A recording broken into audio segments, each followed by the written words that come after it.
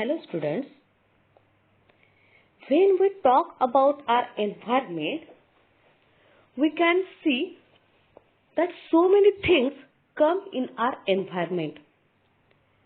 Whatever air we breathe, whatever water we drink, whatever food we eat, which people all around us, which animals we can see, plants, that all things come in our environment. As you know that our plants, animals, air, water, these all are natural resources. Means we cannot make that things. These are the natural resources. These are not man-made things. But as we are wasting that thing from day by day, these resources are at the extinct level. After some time, what happens if we will use that thing for so many years?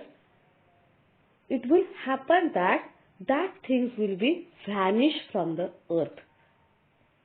So, it is our duty to take care of these natural resources and it should not be wasted. So, in this chapter, we will learn about the importance of plants and animals. So, students, in the 14th chapter, Protecting the Environment, we will see the importance of plants first. Plants are an essential part of the earth. They are crucial to maintain the balance of nature as well as to keep animals and every other living organism alive. Plants is having very important, essential part of our life. And plants only maintain the balance of the nature. Because of plants, all living organisms are alive. Maybe they are human or they are animals. We all are depend on the plants only, directly or indirectly. Plants are useful in multiple ways. Green plants or plants possessing chlorophyll are the producers. Which are the green plants or which plants are having chlorophyll, they are called as producers. They prepare their own food by the process called photosynthesis. Humans and other animals depend on plants for food, either directly or indirectly. For example, look at the following chain. Students, the chain is given there. So what do you understand from that chain? The food chain above shows who eats whom. What is the food chain? Explain us. Who eats whom? See, the grasshopper feeds on grass. That grasshopper eats the grass. Firstly, grass is there. That grass eaten by the grasshopper. Then the frog eats the grasshopper. Whatever small insects are there, that are eaten by the frog. Then the snake swallows the frog. That frog is swallowed by snake. And snake is eaten by eagle. The eagle eats the snake. Means, though directly that frog, that snake or eagle not eat the grass, indirectly They are depend on the grass. How? As the grasshopper not eats the grass, he cannot be alive. And if grasshopper is not there, frog is also not alive, because he will also not get anything to eat.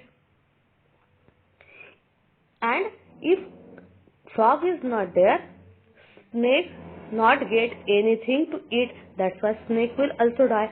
So directly or indirectly, these all human beings or all animals are depend on plants. We can see this from this food chain. Plants regulate the water cycle by removing the water from soil to atmosphere through the process known as transpiration. We already learned about the transpiration. They regulate the water cycle. They take the water from the soil and they give the water to the atmosphere. That process is called as transpiration. That's why the plants are also important for us.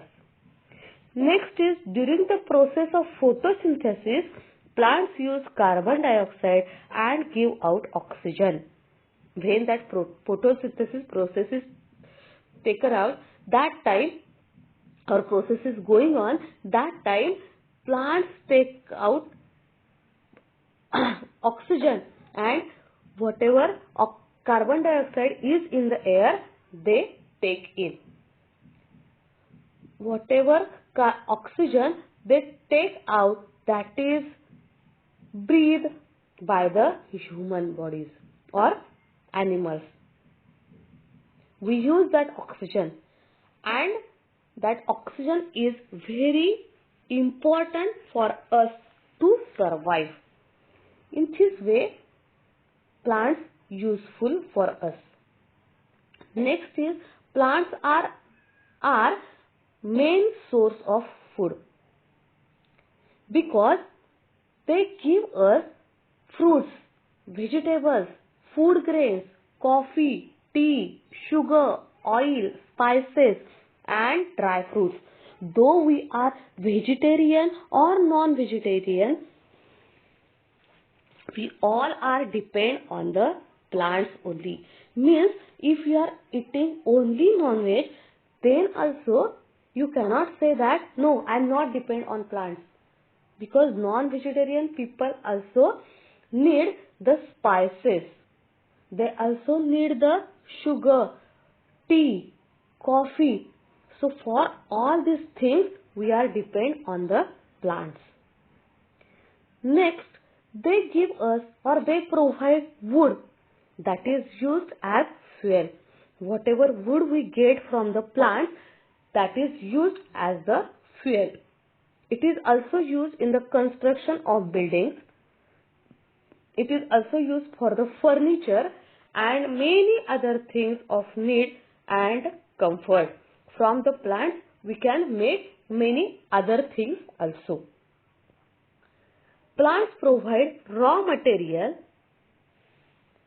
or manufacturing different products of day-to-day need, such as paper, gum, medicines, soaps and perfumes. From the plants, we are not getting only spices, grains, sugar, tea, like these things, but we can make so many types of things which we need in our regular life, day-to-day life. These are paper. Every day we read the paper, or you are writing on the paper. In the book also, for the books also we need the paper. So from where we get the paper? From the trees. We get the gum, so many Ayurvedic medicines, so many Ayurvedic soaps and perfumes also we get from the plants. Natural fibers such as cotton and linen come from plants. All of you know that jute, cotton and linen, these three are the natural fibers, and that natural fibers are made up of these plants. Plants are often referred as our green lungs.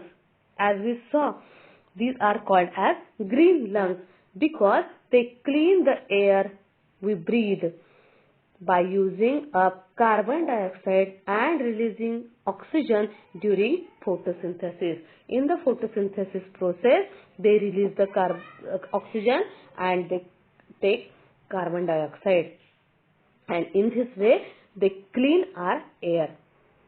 Dead and decayed plants mix with the soil and turn into manure that is good for soil health. When the plants are dead, that time also they are useful for us. Yes? When they dead, that time they decay and they turn into the manure which is good for the soil. Such soil is rich in nutrients and ideal for growing new plants. As they make the manure, the soil is become fertile, and that's why we can grow new plants in that soil.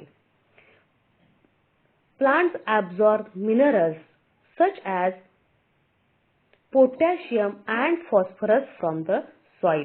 They absorb the minerals. Plants absorb the minerals from the soil, which potassium and phosphorus. These are stored in plants' tissues and are an essential part of the diet of herbivorous animals. As they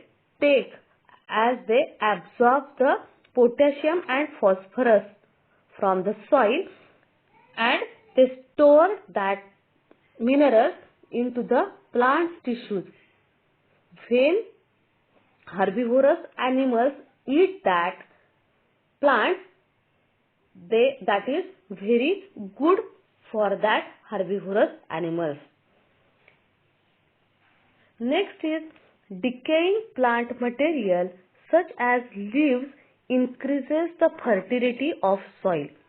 Decaying plant material means whatever leaves fallen down into the winter season, that leaves increases the fertility, that decay, and they increase the fertility of the soil. Plant roots hold the soil in place and prevent erosion. And another use of plant is they prevent the erosion of the soil as they hold the soil at that place. In this way, plants are the backbone of all life on the earth. It is called as backbone, as our backbone is very important for us. Without the backbone, we cannot stand. Yes, so our earth is fully depend on the plants. So students, in the next lecture, I will tell you the importance of animals. Thank you.